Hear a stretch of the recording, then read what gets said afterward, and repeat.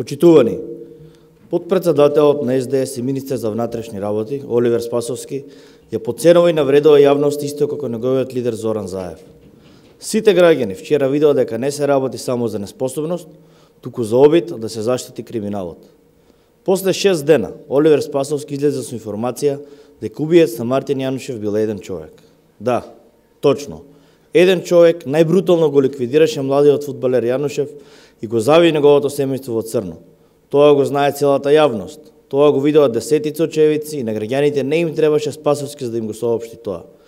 Проблемот е што тој еден човек не е уапсен. Проблемот е тоа што 30 минути после грозоморната јавна екзекуција на Јанушев сите знае кој е сторителот, а полицијата не презеде ништо. Проблемот е во тоа што убиецот и неговите помагачи се уште се на слобода. Оливер Спасовски најмалку што можеше вчера е да каже каде е убиецот во моментов и зошто не е уапсен. Дали е во земјава или избегал надвор? Како избегал и кој му помогнал? Вчерашниот настан во МВР беше само доказ дека информациите во јавноста за блискост на убиецот и неговото криминално окружување со врвот на СДС се точни. Тоа е единственото образложение зошто тој се уште е на слобода и зошто по него нема потерница. Што добија граѓаните по вчерашниот брифинг во МВР? Апсолутно ништо. Ништо што би им покажало дека може да се чувствуваат безбедни.